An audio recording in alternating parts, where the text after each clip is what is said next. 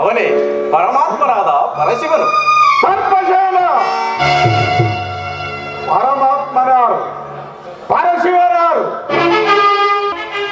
ನೀವೀರುವರು ಇನ್ನೂ ಚಿಕ್ಕವರು, ನಿಮಗಾವುದು ತಿಳಿಯದು.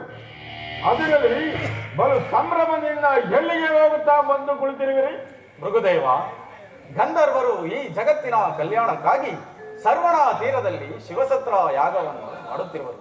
ಆ ಯಾಗದ ಅಗ್ರ ಪೂಜಾ ದೇವನಾದ ಸಾಂಬಶಿವ ಮೂರ್ತಿಯನ್ನು ಕರೆದುಕೊಂಡು ಹೀಗೆ ಹೋಗುತ್ತಿದ್ದೇನೆ. ಹೋಗುತ್ತಾ ದಾರಿಯಲ್ಲಿ ತಮ್ಮ ದರ್ಶನವಾಯಿತು. ಗರ್ವವೇ ಸೇರದಿರುವ ಗೌರಿಪತಿಯೊಡನೆ ಇಲ್ಲಿ ಕುಳಿತುಕೊಂಡೆನು. ಇಲ್ಲಿ ನಿಮ್ಮನ್ನು ಎಚ್ಚರಗೊಳಿಸಿದ ಋಣವನ್ನು ತೀರಿಸಲು ನಿಮ್ಮ ಪಾದಗಳನ್ನು ಒತ್ತಿ ಮುಂದೆ ಹೋಗುವೆನು. ಬಹಳ ಸಂತೋಷ, ಬಹಳ ಸಂತೋಷ.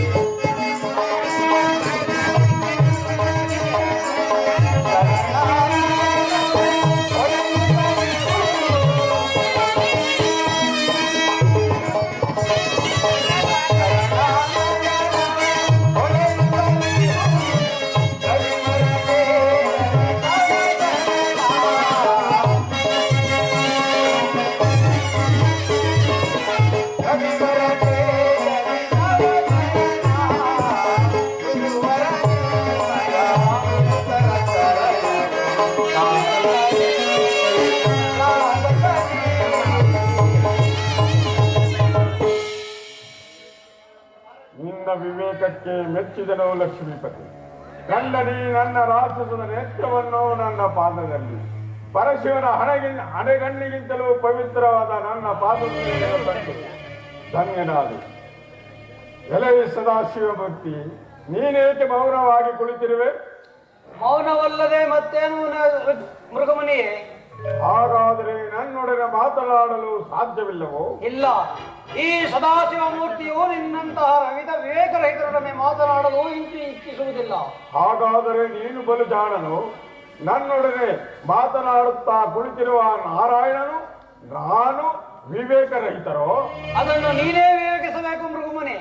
ಕಾಡಿನಲ್ಲಿ ಬೆಳೆಯುವ ಬಿದಿರುಗಳು ಒಂದಕ್ಕೊಂದು ಪಿಕ್ಕಾಡಿ ಅವುಗಳಿಂದ ಉಂಟಾಗುವ ಅಗ್ನಿಯು ಇಡೀ ಕಾಡನ್ನೇ ಸುಡುವಂತೆ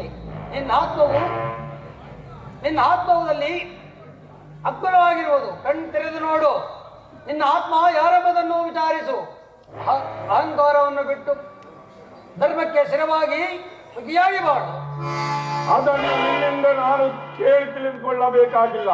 ಹೇಳು, ಆ ನಿನ್ನ ಗೊಟ್ಟು ಗಣಗಳಿಗೆ ಕೈಲಾಸದಲ್ಲಿ ನಿಧಾನಿಸು.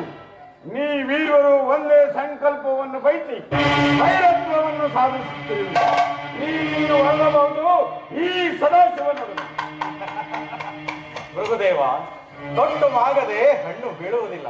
ಹೊರಡುವೇನು ಒಂದೆರಡು ಗಳಿಗೆಯಲ್ಲಿ. ಮಾ ಕೌಸ್ತುಭಧಾರಿ, ತಡು ಮಾಡಬೇಡ. ನಿನ್ನ ಕಾರ್ಯದಲ್ಲಿ ಈ ಮೃಗಮನಿಗೆ ಅರಿವಿಲ್ಲ.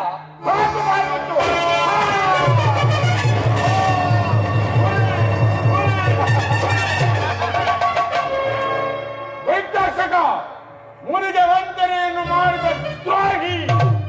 ನಾನು ಮುನಿಗೆ ವಂಚನೆಯನ್ನು ಮಾಡಿಲ್ಲ. ನಾನಲ್ಲವೇ ಮುರಿಗಳಲ್ಲಿ ಅಗ್ರವಾದ ಸ್ಥಾನ ವಹಿಸಿರುವ ಮೃಗುದೇವ. ನೀನಾದೆ ಏಕೆ ಮೃಗುದೇವ ಸ್ಥಾನದಲ್ಲಿ? ನೀನೋರ್ವ ರಾಜಸದಿಂದ ಕೂಡಿದ ಜಟಾಧಾರಿ. ನಿನ್ನ ವೇಷಭೂಷಣಗಳನ್ನು ನೋಡಿದರೆ ಸಾಮಾನ್ಯ ಶಿವಯೋಗಿಯಂತೆ ಕಾಣುವೆ. ಆದರೆ ನಿನ್ನಾತ್ಮದಲ್ಲಿ ಶಿವನಿಲ್ಲ. ಕುಂದಾದ ಎರಕದಂತೆ ಎರಕವಾಗಿದ್ದ ನನ್ನ ಪಾದಚಿಂತಿಸಿದೆ. ಇದೆಯೋ ನೀನು ಕಲಿತಿರುವ ಮಹತ್ತರವಾದ ಮೋಸ? ಮೋಸವಲ್ಲ, ಋಷಿಯೋರ್ವನ ಅಹಂಕಾರವನ್ನು ಕಿತ್ತೆಸೆದು ಅವನಿಗೆ ಉಪಕಾರ ಕಾರ್ಯವನ್ನು ಮೋಸಲಿ. ಶಾಂತನಾಗು ಮೃಗದೇವ, ನಿನಗಾದ ಪ್ರಾಯಶ್ಚಿತ್ತದಿಂದ ನೀನೇ ಹಂಬಲಿಸುವೆ. ಪ್ರಾಯಶ್ಚಿತ್ತ ಪ್ರಾಯಶ್ಚಿತ್ತ ಯಾರಿಂದ ಯಾರಿಗೆ ಪ್ರಾಯಶ್ಚಿತ್ತ?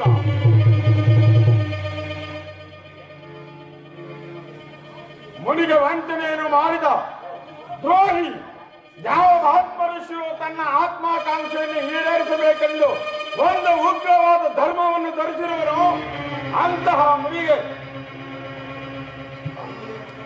ಈ ಭೃಗುದೇವನ ಕೋಪಕ್ಕೆ ನೀವೆಲ್ಲರೂ ಅವಿರ್ಪಾಕ ನೀಲವೇಗ ಶಾಮನಾಗಿ ಅಷ್ಟವಶುಗಳಿಗೆ ದೇವನಾಗಿ ಅಷ್ಟಲಕ್ಷ್ಮಿಯರಿಂದ ಶೋಭಿಸುತ್ತಿರುವ ನೀನು ಈ ಭೂಲೋಕದಲ್ಲಿ ದಶ ಯೋನಿಗಳಲ್ಲಿ ಜನ್ಮವಿತ್ತು. ಇದೆ ನನ್ನ ಅತ್ಯುತ್ತಮವಾದ ತಪಸ್ಸಿನ ಪ್ರತಿಷ್ಠೆ.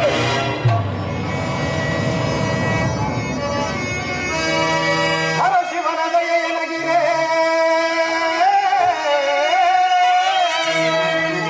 ಮೃಗದೇವ, ಹರ ಶಿವನ ದಯೆಯನಗಿರೆ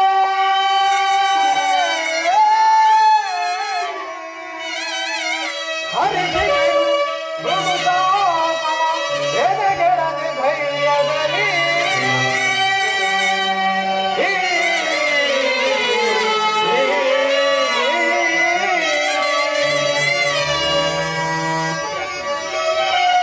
ಹರಿಸುವೆನು ದಶಾವತಾರವ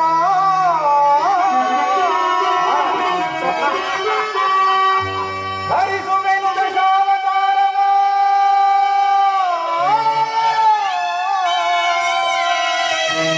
ಪರಿಹರಿ ಪ್ರತಾಪದಿ ಜಗದಿ ಮೆರೆದೆ ಹರುಷದಲ್ಲಿ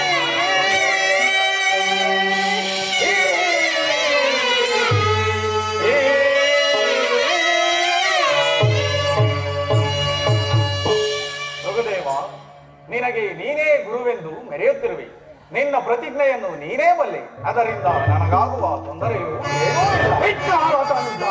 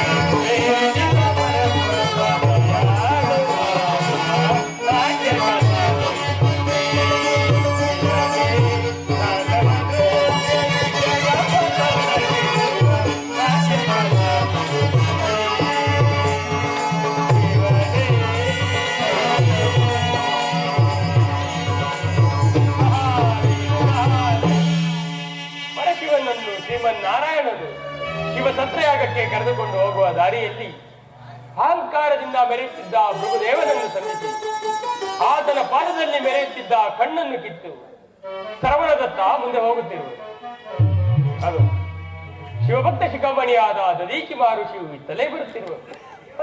ನಮಸ್ಕರಿಸುವುದು. ಮಹಾದೇವ ಮಹಾದೇವ ಸುಖವಾಗಿ ಬಾಳಲು ಪ್ರವೇಶಿಸುವ ಪರಮೇಶ್ವರನ ಭಕ್ತಿ ಸಾಮ್ರಾಜ್ಯದಲ್ಲಿ. ಒಟ್ಟದೇವ, ಆ ಪರಮೇಶ್ವರ ನಾಮಾಮೃತವು ನನ್ನ ಸರ್ವಾಂಗಗಳಲ್ಲಿ ವ್ಯಾಪಿಸಿರುವಾಗ ಸುಖವಲ್ಲದೆ ಮತ್ತೇನು ದೇವ? ದದೀಚಿ ದೇವ, ಪರಶಿವನ ಭಕ್ತರುಗಳಲ್ಲಿ ನೀನೆಲ್ಲವೇ ಮೊದಲಿಗನು.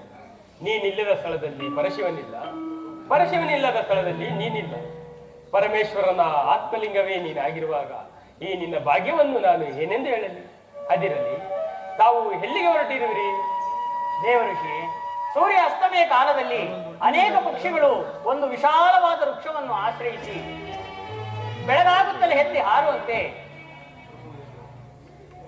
ಸುರಭೂಮಿಯಲ್ಲಿ ದೇವತೆಗಳು ತಮ್ಮ ತಮ್ಮ ಜನ್ಮ ಶಾಂತಿಗೋಸ್ಕರ ಪರಮೇಶ್ವರನೆಂಬ ವಿಶಾಲವಾದ ವೃಕ್ಷವನ್ನು ಆಶ್ರಯಿಸಲು ಶರವಣ ತೀರದಲ್ಲಿ ಸೇರುತ್ತಿರುವರು. ನಾನು ಸಹ ಅಲ್ಲಿಗೆ ಹೋಗುತ್ತಿರುವೆನು ದೇವರು. ಮಹಾದೇವ ಮಹಾದೇವ, ಶಿವಭಕ್ತ ಶಿಖಾಮಣಿಯೇ, ತಮ್ಮಿಂದ ಪರಿಶೋಭಿಸಲ್ಪಡುವ ಆ ಶಿವಸತ್ರಯಾಗವನ್ನು ನೋಡಲು ನಾನೂ ಸಹ ಕೈಲಾಸ ಮಾರ್ಗವಾಗಿಯೇ ಬರುವೆನು. ಮಹಾದೇವ ಮಹಾದೇವ. ನಾರದರ ಲೀಲೆಯೇ ಲೀಲೆ. ಸಂಸಾರ ಚಕ್ರದ ಹಂಗನ್ನು ದೂರ ಮಾಡಿ ದುರ್ಗಂಧವನ್ನು ಮೆಟ್ಟಿ ಪರಿಶೋಭಿಸುತ್ತಿರುವ ಸುಗಂಧವನ್ನು ತನ್ನ ಶರೀರ ಮಧ್ಯದಲ್ಲಿ ಶಿವಭಕ್ತಿ ಮಾರ್ಗವನ್ನು ಬೆಳಗುತ್ತಾ ಸಂಚರಿಸುವ ಅವನ ಕೈ ಜಗತ್ತಿನ ಧರ್ಮಾಧರ್ಮಗಳನ್ನು ಸರಿಗೊಳಿಸುವ ಆ ಬ್ರಹ್ಮಚಾರಿ ಆ ಶಿವ ಸತ್ರಯಾಗ ಸಮಾರಂಭಕ್ಕೆ ಹೋಗಿ ಶಿವಪ್ರಸಾದವನ್ನು ಸ್ವೀಕರಿಸುವನು.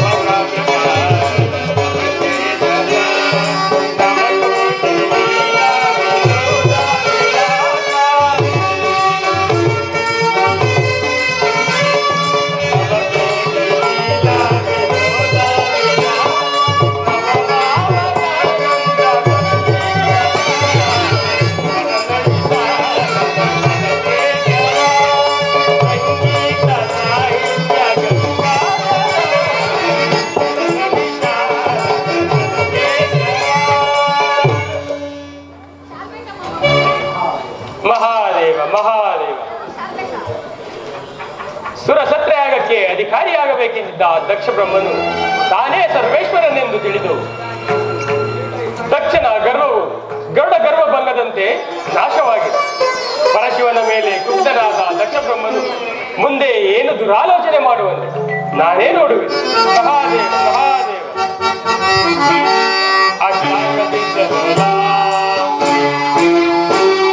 ಅದ್ವೈತ ತತ್ವಮಾನ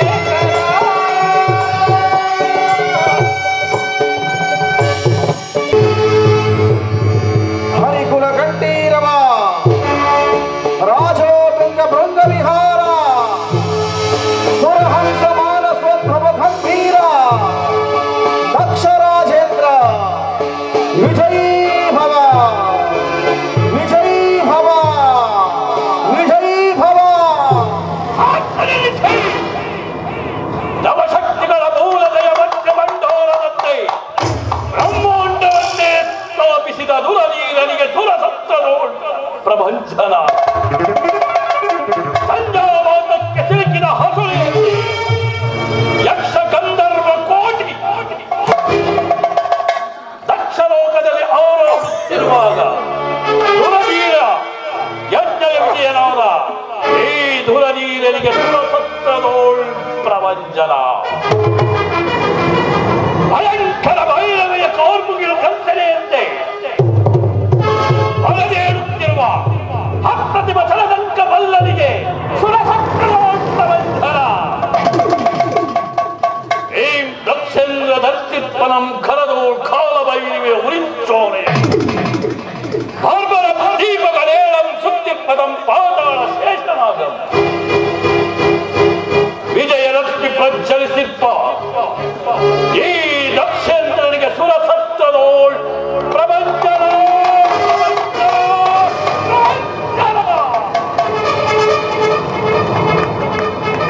ಇದಕ್ಕೆ ಪಶ್ಚಾತ್ತಾಪದಿಂದ ಪರಿತಪಿಸುತ್ತಿರುವೆ ದಕ್ಷವೀರ. ನೆರೆದ ಮಹಾಸಭೆಯಲ್ಲಿ ವಿದ್ಯಾಧರ ನಗೆಗಳನ್ನು ನೆನೆಸಾಯಿತು ಗುರುದೇವ.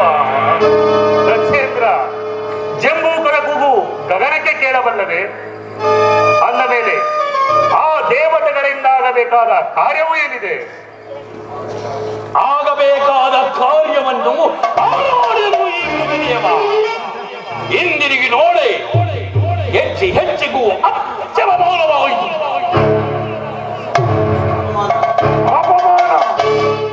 ಅಪಮಾನವು ಒಂದು ಕಾಲಕ್ಕೆ ಅಪಘಾತವಾಗುವುದು. ಅಪಘಾತದ ಭಕ್ತಿಯನ್ನು ರಹಿಸಲು ಗಡಗಟ್ಟಿಯಲ್ಲಿ ಸ್ಥಳವಿಲ್ಲ ಬ್ರಹ್ಮಾಂಡದಲ್ಲಿ. ಈ ದಕ್ಷನ ಪರಿಭವದ ರಕ್ತಧಾರೆಯ ಕರಕಟ್ಟವನ್ನು ಸಪ್ತಾಂಬಲಿಯಲ್ಲಿ ಅಂತಾರೆ ಸ್ಥಳ ನದಿಯು ಸೋಡಿತವಾಗಿ ಪರಿಣಮಿಸಿದೆ. ಆ ಚಿಂತೆಯು ಮೃಗದೇವರಿಗೆ ಮೀಸಲಾಗಿರುವುದು. ಅಂದಿನ ದಿನವೇ ಈ ಮೃಗದೇವನು ಉಚಿತನಾಗಿದ್ದನು. ಆ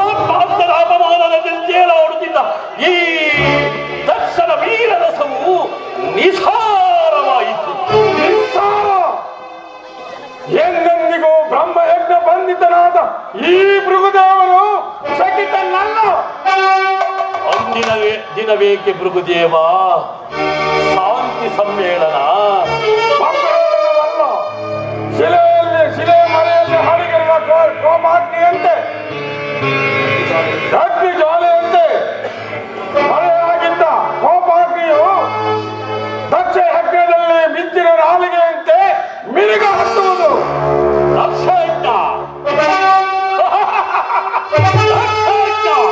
ಅದನ್ನು ಮಾಡುವುದು ಯಾರು ಭೃಗುದೇವ? ಭಯಂಕರವಾದ ಭೃಗು. ಅದು ಸಾಧ್ಯವೇ ಭೃಗುದೇವ? ಅಸಾಧ್ಯವಾದ ಕಾರ್ಯವೊಂದಿಲ್ಲ ಈ ಭೃಗುದೇವನಿಗೆ. ಒಂದೆರಡು ದಿವಸದಲ್ಲಿ ದಕ್ಷ ಮಾರಣ ಮಹಾಯಜ್ಞವನ್ನು ಹೂಡುವೆನು. ಅದರಲ್ಲಿ ಪರಶಿನ ಸಂಯುಕ್ತವಾದ ಸಂಹಿತೆಗಳೇ ಅದಕ್ಕೆ ಅವಿರ್ಭಾಗ. ಸಭಾಂಗಣದಿ ಭಯವನ ನಗನಗಿದ್ರೆ ಭಯ ನಗನಗಿದ್ರೆ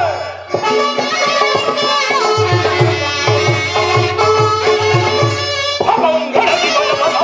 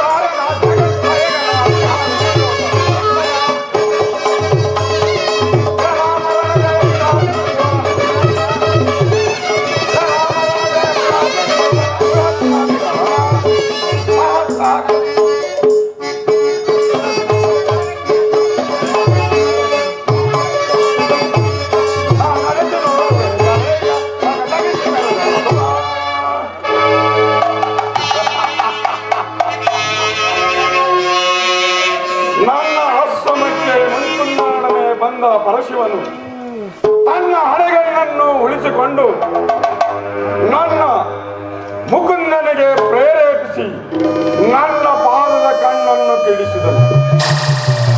ಅಲ್ಲದೆ ಅಗ್ರ ಪೂಜೆಗೆ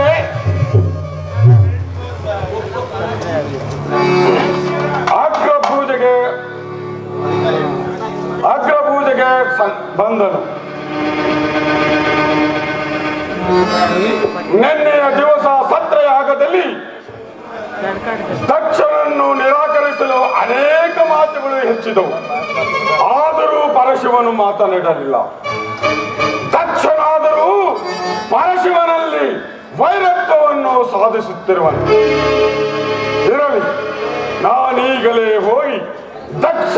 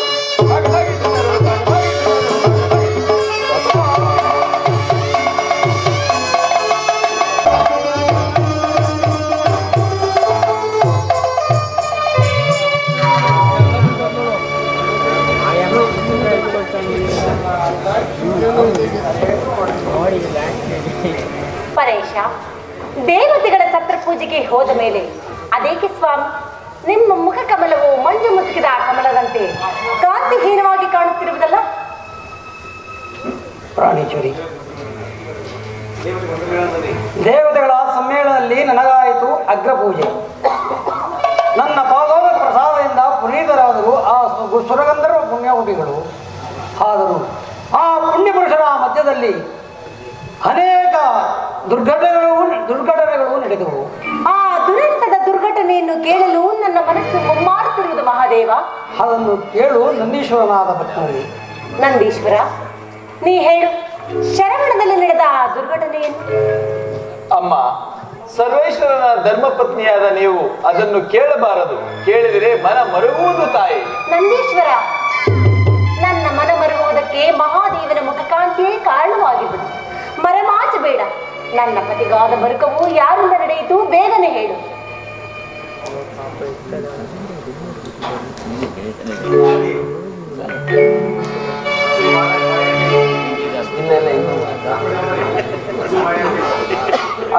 ಆದಿಶಕ್ತಿಯ ಅರಸನಾದ ಅನ್ನವಾದ ಮುಖವು ಕಾಂತಿಗುಂದಿದೆ ಎಂದರೆ ಏನು ತಾಯಿ?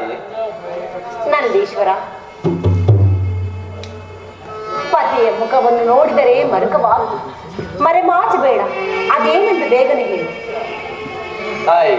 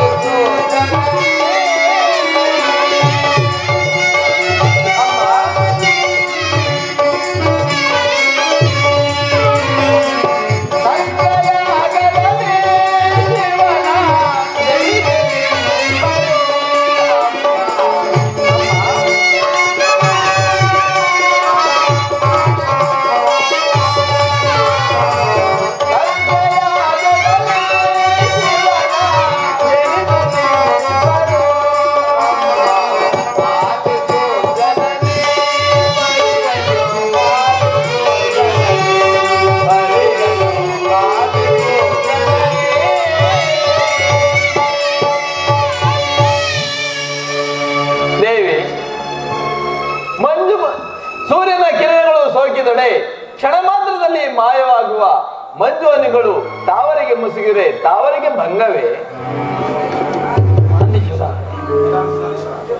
ನಿಧಾನಿಸು ನಂದೀಶ್ವರ. ಕುಬೇರನ ಕೊಳದಲ್ಲಿರುವ ತಾವರೆ ಆದರೇನು, ಕಾಲಗೈತಿಯವಾದ ಎಂದು ಅದು ಕಂದಿ ಹಾಳಾಗುವುದಿಲ್ಲವೇ?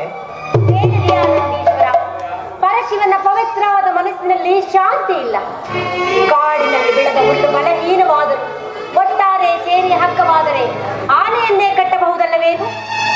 ಅಮ್ಮ, ಹಸಿವು ಬಾಯಾರಿಕೆಯನ್ನು ನೀಗಿಸಿಕೊಳ್ಳಲು ಯೋಗ್ಯವಾದ ಜಲದಲ್ಲಿ ಮೊಸಳೆಗಳು ವಾಸ ಮಾಡುವಂತೆ ಆ ಸತ್ರಯಾಗವು ಮದಮುಖರಿಗೆ ಮನೆಯಾಯಿತು ತಾಯಿ. ನಂದೀಶ್ವರ,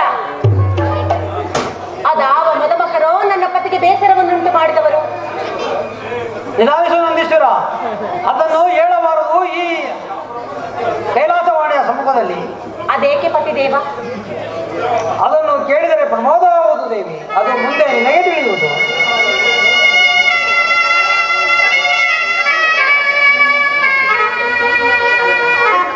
ನಂದೀಶ್ವರ, ಕೇಳಿದೆಯಾ ಯಕ್ಷ ಕಿನ್ನರಿಯರ ಗಾನವನ್ನು? ಅವರ ಆನಂದ ನೋಡಿ ಹೇಳಿದೆಯಾ? ಹಾಗೆ ಆಗಲಿ ತಾಯಿ.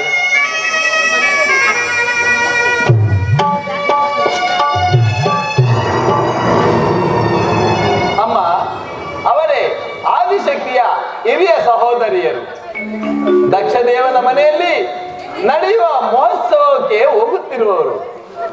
ಅದರಲ್ಲಿ ಪರಮೇಶ್ವರ ಶರವಣ ತೀರದಲ್ಲಿ ಮೆರೆಯುತ್ತಿರುವ ಶಿವಗಣಾಧೀಶ್ವರರನ್ನು ನೋಡಿಕೊಂಡು ಬರಲು ನನಗೆ ಅಪ್ಪಣೆಯಾಗಬೇಕು. ಹೋಗಿ ಬಾ ನಂದೀಶ್ವರ, ನನಗೆ ಮಂಗಳವಾಗಲಿ.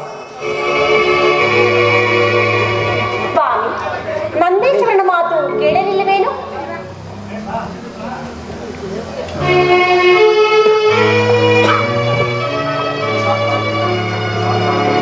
ಶಾಂತಳಾಗು ಗೌರಿ. ನಿನ್ನ ಹಿರಿಯ ಸಹೋದರಿಯರು ಹೋಗುತ್ತಿರುವುದನ್ನು ನಾನು ಚೆನ್ನಾಗಿ ಬಲ್ಲೆನು. ಸ್ವಾಮಿ, ಅಲ್ಲಿ ನೋಡಿ, ಆ ಗಗನ ಮಾರ್ಗದಲ್ಲಿ ಸುಂದರ ವಿಮಾನಗಳಲ್ಲಿ ಅನೇಕ ಗಂಧರ್ವನಾರಿಯರು ಕಿನ್ನರ ಗೀತೆಯನ್ನು ಹಾಡುತ್ತಾ ಹೇಗೆ ಸಾಲು ಸಾಲಾಗಿ ಹೋಗುತ್ತಿದ್ದರು. ಅದನ್ನು ನೀ ನೋಡು ದೇವಿ. ಅದನ್ನು ನೋಡಿ ಸಂಭ್ರಮಿಸುವುದು ನನಗಿಷ್ಟವಿಲ್ಲ. ಪತಿದೇವ, ನಮಗೋಸ್ಕರವಾಗಿ ದೇವಲೋಕದ ಬಡಗಿಯ ಭಿನ್ನಾಣ ಹಸ್ತದಿಂದ ಕಲ್ಯಾಣ ಮಂಟಪವನ್ನು ರಚಿಸಿದ ಆ ನನ್ನ ತಂದೆ ದಕ್ಷದೇವ, ಆತನ ಮಗಳು ನಾನಲ್ಲವೇ ಶಂಕರ?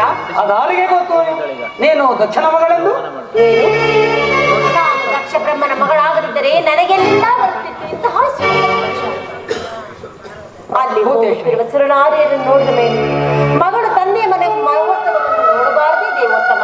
ಭೂತೇಶ್ವರಿ, ಕಾಗೆಗಳ ಮಧ್ಯದಲ್ಲಿ ಬೆಳೆಯುವ ಕೋಗಿಲೆ ಮರಿಯು ಕಾಗೆಗಳ ಮರಿಯನ್ನು ತಿಳಿದರೆ ಕಾಗೆಗಳು ಆ ಕೋಗಿಲೆ ಮರಿಯನ್ನು ಕೊಲ್ಲುತ್ತಿರಲಿಲ್ಲ. ನೀನು ದಕ್ಷ ಬ್ರಹ್ಮನ ಮಗಳೇ ಆಗಿದ್ದರೆ ನಿನ್ನನ್ನು ಕಳಿಸುತ್ತಿದ್ದರು ಆ ದಕ್ಷ ಬ್ರಹ್ಮ. ಏನು? ನಾನು ದಕ್ಷ ಬ್ರಹ್ಮನ ಮಗಳಲ್ಲವೇ? ನೀವು ನನ್ನ ತಂದೆಯ ಜಾಮಾತನಲ್ಲವೇ? ದೇವಿ, ನೀನು ದಕ್ಷ ಬ್ರಹ್ಮನ ಮಗಳು ಅಲ್ಲ, ನಾನು ಜಾಮಾತನು ಅಲ್ಲ. ಪತಿದೇವ, ನನಗಿರುವ ಸಂತೋಷವನ್ನು ಮುರಿದಿಕ್ಕಬೇಡ. ಗುರುಮಂದಿರಕ್ಕೆ, ಪಿತ ಮಂದಿರಕ್ಕೆ, ದೇವಗಿರಿಗೆ ಯಾರಿಂದಲೂ ಕರೆಸಿಕೊಳ್ಳದೆ ಹೋಗಬೇಕೆಂದು ನೀವೇ ನನಗೆ ಎಷ್ಟೋ ಬಾರಿ ಹೇಳುತ್ತಿದ್ದಿರಲ್ಲವೇ? ಹೌದು, ನಿನ್ನ ತಂದೆಯವರ ರಾಕ್ಷಸ. ಕಾಡಿನಲ್ಲಿ ವಾಸ ಮಾಡುವ ಕ್ರೂರ ಮಗುಳಿಗುಂಟು ಶಾಂತಿ, ಹುತ್ತದಲ್ಲಿ ವಾಸ ಮಾಡುವ ಕ್ರೂರ ಸರ್ಪಗಳಿಗುಂಟು ಶಾಂತಿ. ಆದರೆ ನಿಮ್ಮಪ್ಪನಿಗಿಲ್ಲ, ನನ್ನಲ್ಲಿ ಶಾಂತಿ.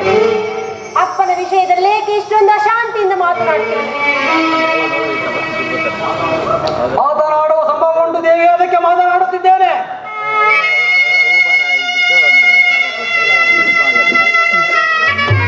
ಮರುಗಳಿಸಿ ಕರೆಯುತ್ತಿದೆ ಮತ್ತೊಂದು ನಾದ. ಆ ಕಿನ್ನರಿಯರ ಕೈಬಿಡೆಯ ಗೀತೆಯು ನನ್ನನ್ನು ದಕ್ಷಿಣೋಪದ ಕಡೆಗೆ ಸೆಳೆಯುತ್ತಿದೆ. ಅದು ಗೀತವಲ್ಲ ದೇವಿ, ನಿನ್ನನ್ನು ಸುತ್ತಿ ಸೆಳೆಯುತ್ತಿರುವ ಕಾಲಪಾಠ.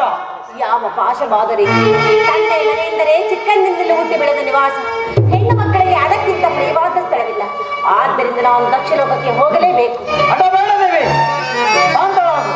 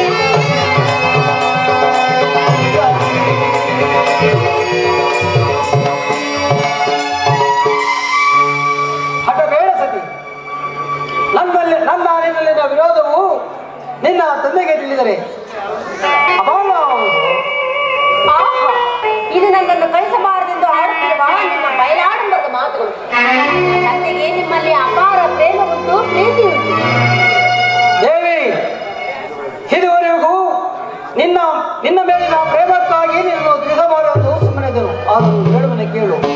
ನಿನ್ನೆಯ ಸತ್ರಯಾಗದಲ್ಲಿ ನಿಮ್ಮಪ್ಪನಿಗಾಯಿತು, ನಿಮ್ಮಪ್ಪನಿಗೆ ಮನಬದಲಾಯಿತು. ಏನು ಮನಬದಲಾಯಿತು? ಹೌದು. ಅಲ್ಲಿ ನಿಮಗಾದ ಅಗ್ರ ಪೂಜೆಯನ್ನು ನೋಡಿ ನನ್ನ ತಂದೆಯಾದ ದಕ್ಷದೇವಿನ ಸಂತೋಷ ಪಡಲಿಲ್ಲವೇ?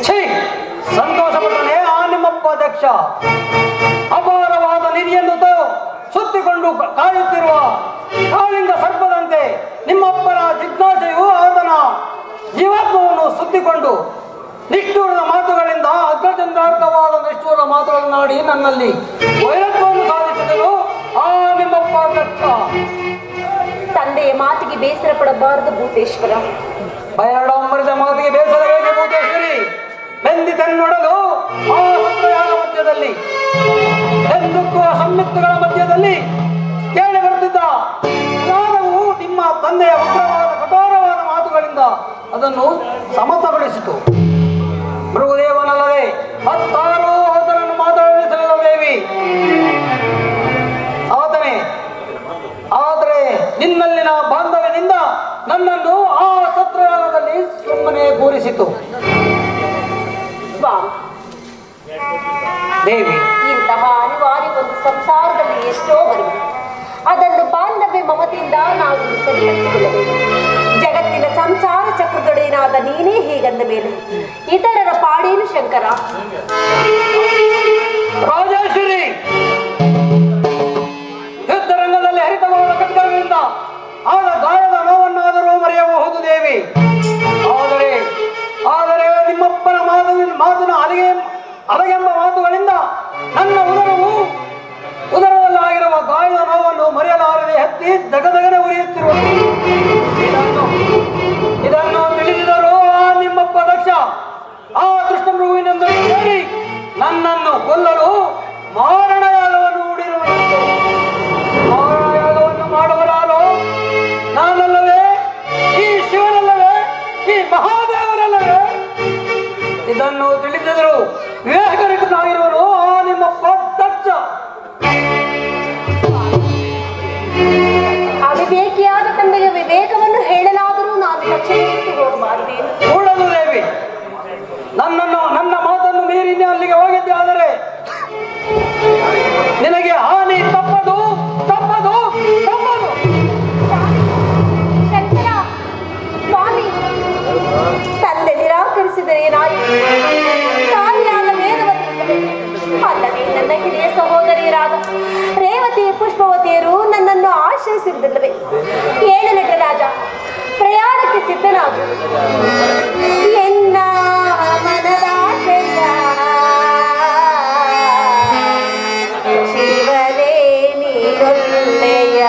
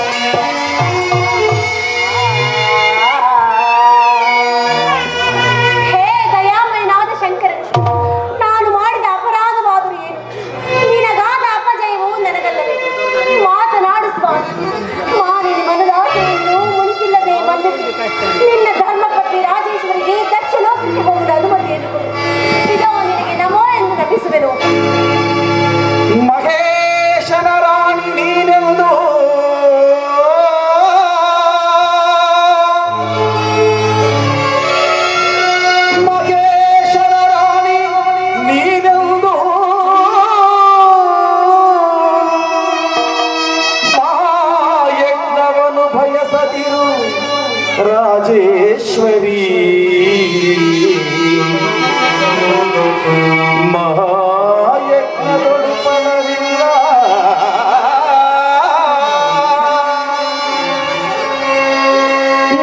ಮಹಾಯಜ್ಞದೊಳು ಫಲವಿಲ್ಲ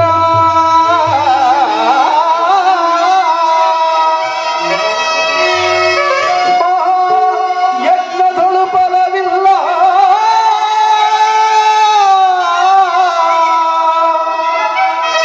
ಮಹಮಧಾಂಗ ನಿನ್ನಪಿದ ದಕ್ಷ ಹೋಗದಿರುತ್ತ ಹೋಗದಿರುತ್ತಾಯೇ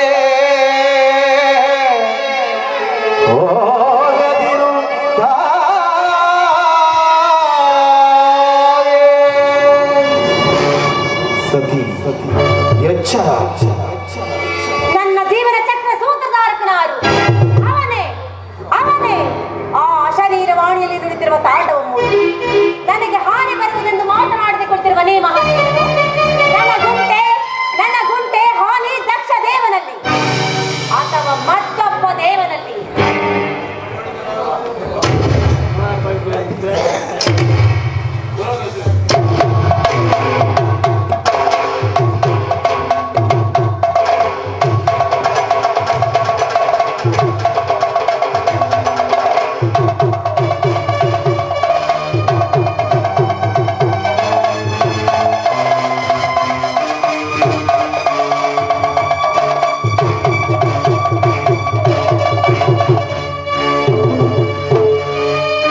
ನೋಡಿದೆಯಾ ದೇವನ ಮಹತ್ತರವಾದ ರೂಪವನ್ನು ಬ್ರಹ್ಮ ವಿಷ್ಣು ಮಹೇಶ್ ವಂದಿಸಲ್ಪಟ್ಟ ನನಗೆ ಧಿಕ್ಕಾರವೇ ಅಥವಾ ನನ್ನ ಪತಿಯಾದ ನಿನಗೆ ಧಿಕ್ಕಾರವೇ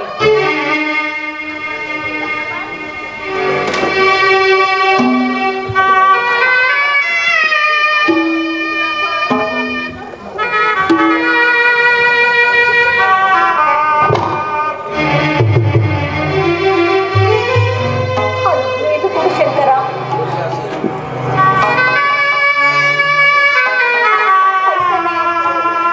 ಕೈಸನ್ನೆಯಿಂದ ನನ್ನನ್ನು ಹೋಗಲು ಕೈಸನ್ನೆಯೇ ಕೈಲಾಸಪತಿ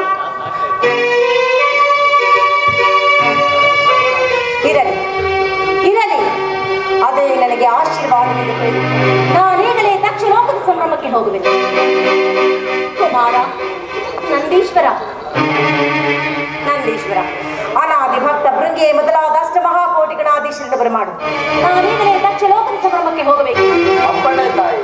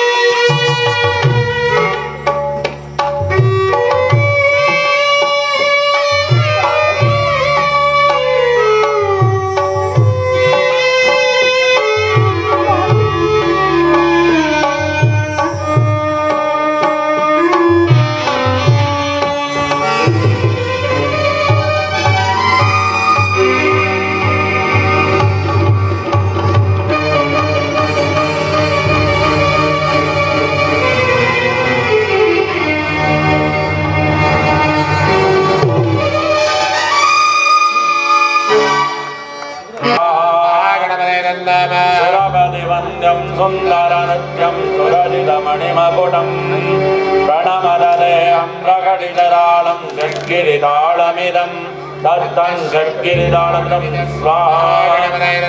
ಸ್ವಾಹೋದರವರ ಕುಂಜಾಸುರಕೃತ ಕುಂಕುಮವರ್ಣರಂ ಶ್ವೇತಶೃಂಗಂ ಮೋದಕಾಸ್ಕಂ ಪ್ರೇರಿತವನಸಫಲಂ ನಯನತ್ರರಮೃತನಾಗವಿಭೂಷಿತ ನಾನಾ ಗಣಪತಿದಂ ತತ್ತಂ ನಾನಾ ಗಣಪತಿದಂ ಸ್ವಾಹಾ ಧವಳಿತ ಜಲಧರ ಧವಳಿತ ಚಂದ್ರಂ ಪಣಿಪಣಿ ವಿರಣ ವಿಭೂಷಿತ ಖಡ್ಗಂ ಧನುಧನ ವಿರಾರ ಶೂಲಕಪಾಲಂ ಹರ ಹರ ಶಿವಲಿಂಗ ಗಣಪತಿಂ ವಯಂ ಸ್ವಾಹಾ ಕಟಕಟ ವಿಕಲಿತ ಮತ ಜಲ ಜಲನಿತ ಗಣಪತಿ ವಾದ್ಯಮಿದಂ ತತ್ತಂ ಗಣಪತಿ ವಾದ್ಯಮಿದಂ ಸ್ವಾಹಾ ಓಂ ಧ್ವಂಸಾ ಅಯಂಬಗಂ ಯದಾಮಯದ್ಗಂಧಿಂ ಪುಷ್ಟಿವರ್ಧನಂ ಊರ್ವಾರಕಮಿಗವನನ ಪುತ್ರಮಕ್ಷೀರಾಮದ ಸ್ವಾಹಾ ಓಂ ಧ್ವಂಸಾ ಅಯಂಬಗಂ ಯದಾಮಯದ್ಗಂಧಿಂ ಪುಷ್ಟಿವರ್ಧನಂ ಊರ್ವಾರಕಮಿಗವನನ ಪುತ್ರಮಕ್ಷೀರಾಮದ ಸ್ವಾಹಾ ಅಘೋರೇಭ್ಯೋ ದಘೋರೇಭ್ಯೋ ಘೋರಘೋರತರೇಭ್ಯೋ ಸರ್ವೇಭ್ಯೋ ಸರ್ವಸರ್ವೇಭ್ಯೋ ನಮಸ್ತೆ ಸ್ತೋತ್ರೋಭ್ಯೋ ಸ್ವಾಹಾ ಈಶಾನ ಸರ್ವವಿದ್ಯಾನಾಂ ಈಶ್ವರ ಸರ್ವಭೂತಾನಾಂ ಬ್ರಹ್ಮಾಧಿಪತಿ ಬ್ರಹ್ಮಣಾಧಿಪತಿ ಬ್ರಹ್ಮ ಶಿವೋಮೇ ಶಿವಂ ಸ್ವಾಹಾ ಓಂ ಶಂಭವೇ ನಮಃ ನಮಸ್ತೆ ಅಸ್ತು ಭಗವನ್ ವಿಶ್ವೇಶ್ವರಾಯ ಮಹಾದೇವಾಯ ತ್ರಯಂಬಕಾಯ ತ್ರಿಪುರಾಂತಕಾಯ ತ್ರಿಕಾಗ್ನಿಕಾಲಾಯ ನೀಲಕಂಠಾಯ ಮೃತ್ಯುಂಜಯಾಯ ಸರ್ವೇಶ್ವರಾಯ ಸಾಧುವಾಯ ಶಂಕರಾಯ ಶ್ರೀಮನ್ನಾರಾಯಣಾಯ ನಮೋ ಓಂ ಶಿವಾಯ ಸ್ವಾಹಾ ಮಹೇಶ್ವರಾಯ ಸ್ವಾಹಾ ಶಂಭವೇ ಸ್ವಾಹಾ ಪಿನಾಕಿನೇ ಸ್ವಾಹಾ ವಿಶ್ವೇಶ್ವರಾಯ ಸ್ವಾಹಾ ವೀರಭದ್ರಾಯ ಸ್ವಾಹಾ ಗಣಾನಾಥಾಯ ಸ್ವಾಹಾ ಪ್ರಜಾಪತಯೇ ಸ್ವಾಹಾ ಹಿರಣ್ಯಯಸೇ ಸ್ವಾಹಾ ದುಗ್ಗದಾಯ ಸ್ವಾಹಾ ಗಿರೀಶಾಯ ಸ್ವಾಹಾ ಭುಜಂಗಭೂಷಣಾಯ ಸ್ವಾಹಾ ವರ್ಗಾಯ ಸ್ವಾಹಾ ಗಿರಿತನ್ಮನಾಯ ಸ್ವಾಹಾ ಗಿರಿಪ್ರಿಯಾಯ ಸ್ವಾಹಾ ಹೃದಯವಾಸಯ ಸ್ವಾಹಾ ಪುರಾರಾಧಯ ಸ್ವಾಹಾ ಭಗವತೆ ಸ್ವಾಹಾ ಪ್ರಮದಾಧಿಪಾಯ ಸ್ವಾಹಾ ಮೃತ್ಯುಂಜಯಾಯ ಸ್ವಾಹಾ ಸೂಕ್ಷ್ಮದರ್ವೇ ಸ್ವಾಹಾ ಜಗದ್ವ್ಯಾಪಿನೇ ಸ್ವಾಹಾ ಓಂ ಈಶಾನ ಸರ್ವವಿದ್ಯಾನಾಂ ಈಶ್ವರ ಸರ್ವಭೂತಾನಾಂ ಬ್ರಹ್ಮಾಧಿಪತಿ ಬ್ರಹ್ಮಣಾಧಿಪತಿ ಬ್ರಹ್ಮ ಶಿವೋಮೇ ಶಿವಾಂ ಸ್ವಾಹಾ ಹೃದಯ ನಮಃ ಗತ್ವಾ ನರ್ಮದೇ ನಮಃ ಗತ್ವಾ ಸಹಸ್ರೇ ನಮಃ ಗತ್ವಾ ದೇವಸ್ವಿರಪ್ರಾಸೋವ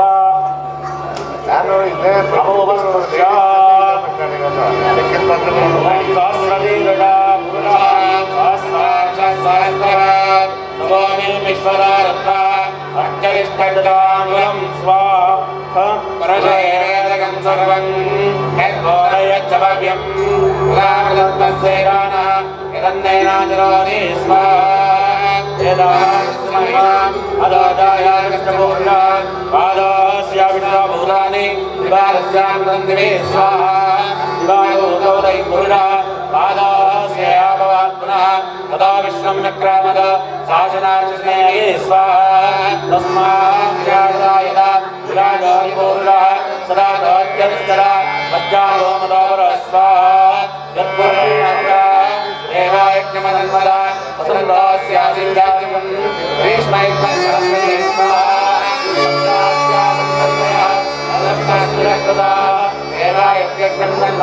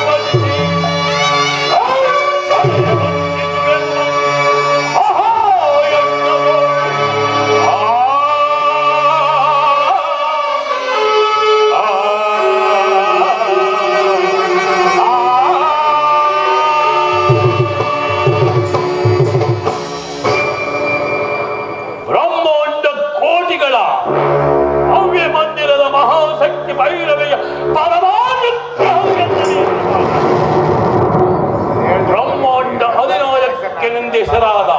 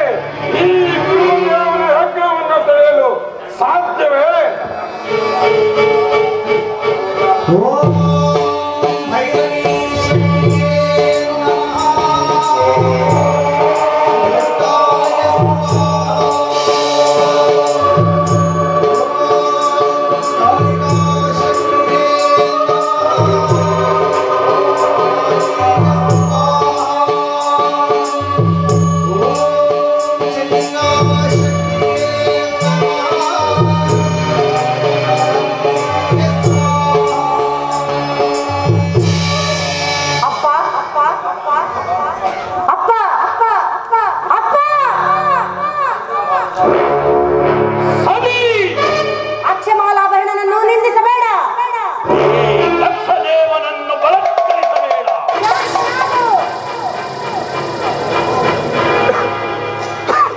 ಶಾಂತಿ ಇಲ್ಲ. ಅಕ್ಷದೇವನು ನನ್ನ ಭಾಗದ ದೈವ. ಈ ದಕ್ಷದೇವನು ನಿನ್ನ ಬಾಲ ಮೃತ್ಯು. ಕೈನಲ್ಲಿ ವೈರ ಬೇಡ. ಯಜ್ಞ ವಿಜಯದಲ್ಲಿ ಹಠಬೇಡ. ಪತಿನಿಂದ ಮೇಲೆ ಮಾಡುವ ದ್ವೇಷಿ. ಪರಶಿವನನ್ನೇ ಮರೆತ ಘಾತುಕ. ಮರತ ಘಾತಕಿ. ನೀನು ನನ್ನ ತಂದೆಯೇ ಅಲ್ಲ.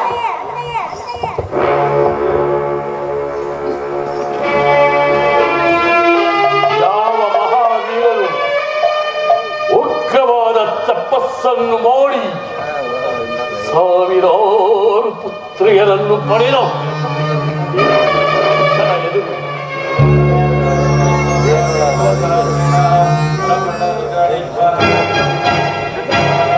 ಏನಂದೆ? ಮತ್ತೊಮ್ಮೆ ಬೇಡು. ನೀನು ನನ್ನ ತಂದೆಯಲ್ಲ, ತಂದೆಯಲ್ಲ, ತಂದೆಯಲ್ಲ.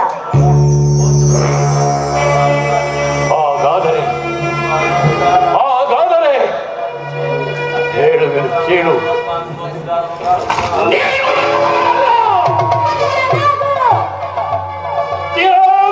ದಕ್ಷ, ನಿನ್ನ ಯಜ್ಞ ಶಾಲೆಯಲ್ಲಿ ಅಲಂಕರಿಸಿದ ವರ್ಷಗಳಿಗೆ, ಇಲ್ಲಿ ಕುಳಿತ ವಿಷ್ಣುವೇ ಮೊದಲಾದ ದೇವತೆಗಳಿಗೆ, ಈ ಹೋಮಾಗ್ನಿ ಪಾತ್ರೆಯಲ್ಲಿ ಕವಿ ಕವಿದು ಬೆಳಗುತ್ತಿರುವ ಯಜ್ಞೇಶ್ವರನಿಗೆ, ನನ್ನ ಪತಿಯಾದ ಭೂತೇಶ್ವರನಲ್ಲದೆ ಚೈತನ್ಯ ಸ್ವರೂಪ. ಚೈತನ್ಯ ಸ್ವರೂಪ. ಚೈತನ್ಯ ಸ್ವರೂಪ.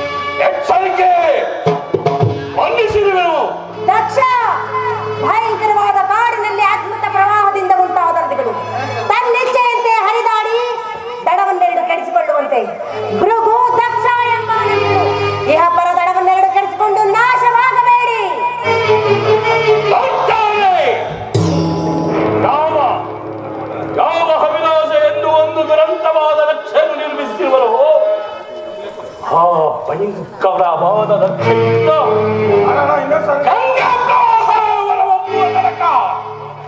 ಸಾಧ್ಯ ಇಲ್ಲ.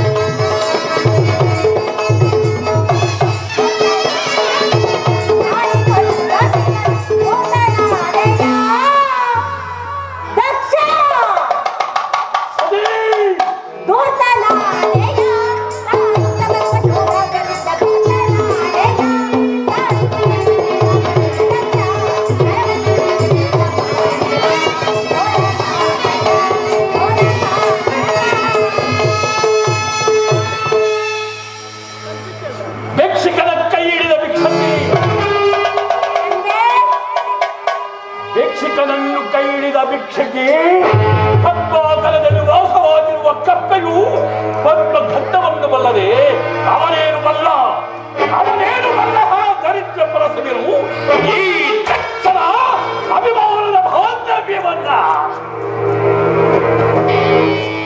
ದಕ್ಷ ದಕ್ಷ ದಸಗಿಟ್ಟು ಹಂಬಲಿಸಬೇಡ. ದರಿದ್ರದ ಪುಣ್ಯ ನಿಧಿಯೋ ಆ ನನ್ನ ಪರಿಶಿವನ. ಯಾವ ಶಿವ ಎಂಬ ಎರಡಕ್ಷರವನ್ನು ಅಂತಿಮ ಕಾಲದಲ್ಲಿ ಉಚ್ಚರಿಸಿ ರಮರಮಾದಿ ಕುಂಭಿ ನರಕಾದಿ ಪಾತಕಗಳನ್ನೇ ನಿವಾರಿಸಿಕೊಳ್ಳುವರು. ಅಂತಹ ಶಿವನಾಮವೇ ನಿನಗೆ ವಿಷವಾದ ಮೇಲೆ ನಿನಗೆಲ್ಲಿಲ್ಲವೆಂದು ಸುಖ.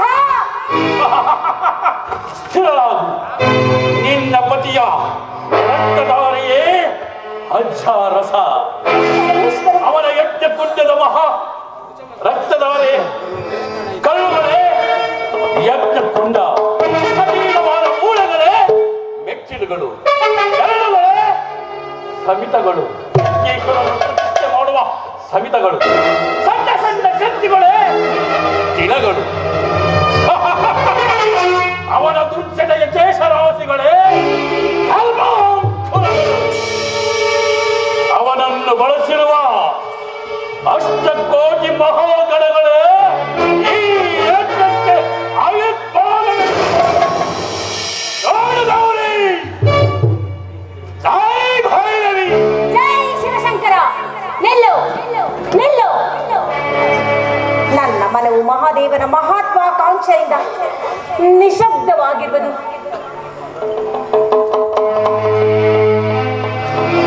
ಪಾಷಾಣ ಹೃದಯನೇ, ಪಾತಾಳ ನದಿಯತ್ತೆ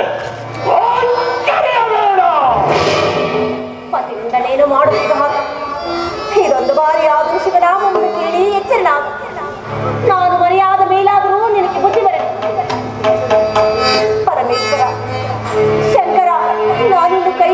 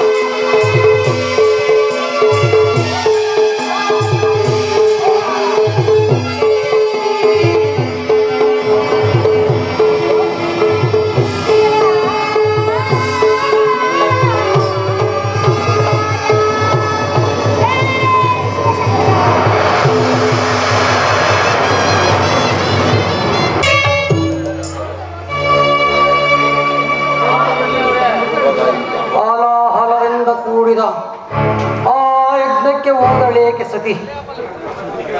ಪತಿಯ ಮೇಲಿನ ಪ್ರೇಮಕ್ಕಿಂತ ತಂದೆಯ ಮೇಲಿನ ಪ್ರೇಮವೇ ಅತಿಯಾಯಿತೆ. ನನ್ನ ಮೇಲೆ ತೋರಿದ ವೈರತ್ವವನ್ನು ಆಕೆಯ ಮಗಳ ಮೇಲೂ ಏಕೆ ತೋರಿರಬಾರದು? ಇದರಿಂದ ಅನೇಕ ಪ್ರಭಾವಗಳು ಆಗಬಹುದು. ಪರಮೇಶ್ವರ ಪರಮೇಶ್ವರ ಅನರ್ಥವಾಯಿತು. ನಂದೀಶ್ವರ, ಏಕೆ ಸತಿಯೊಡನೆ ಹೋದವಳು ಒಬ್ಬನೇ ಬರಲು ಕಾರಣವೇನು? ಸತಿ ಏನಾದಳು? ಇನ್ನೆಲ್ಲಿ ಸತಿ? ಏಕೆ ಸತಿ ಏಕೆ ನಂದಿ? ಏನಾಯಿತು ಪರಮೇಶ್ವರ? ನಂದಿ ಏನಾಯಿತು? ಸತಿಯಲ್ಲಿ ಬೆರೆತು ಹೋದಳು.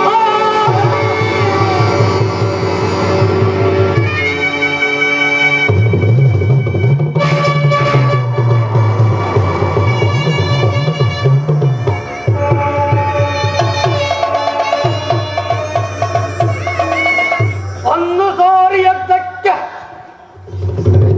ಕೊಟ್ಟಿದ್ದಾರೆ, ಎರಡನೇ ಬಾರಿಯು ಬಂದಿದ್ದು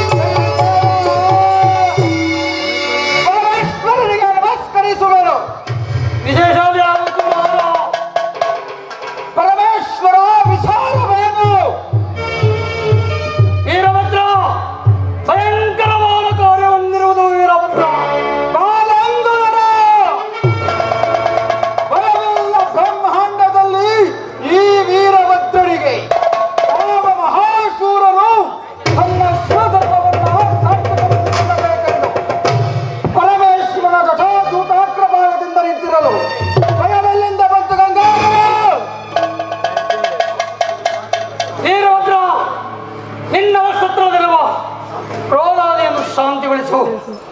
ಅಭಯವನ್ನು ಕೊಡು ದೇವ. ಬ್ರಹ್ಮಾಂಡ ಕೋಟಿಗಳು ಈ ವೀರಭದ್ರನ ಮುರಿನೇತ್ರದಿಂದ ಮಹೇಂದ್ರನ ಐರಾವತಗಳ ಮೇಲೆ ಶಾಂತನಾಗುವ ವೀರಭದ್ರ. ಮಹೇಂದ್ರಾದಿ ದೇವತೆಗಳು ಈ ಭಕ್ತಿಹೀನರಲ್ಲ. ಅದರಿಂದ ಬಂತು ದುರ್ಬತಿ ದುರ್ಶಕ್ತಿ.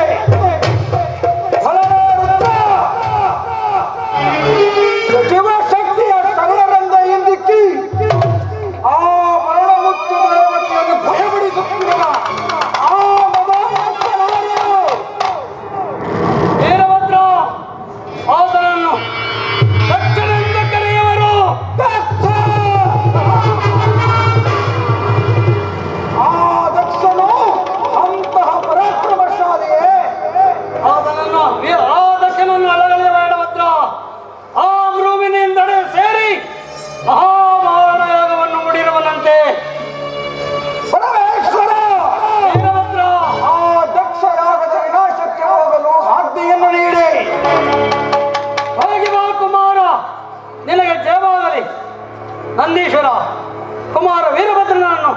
ಹಿಂಬಾಲಿಸು.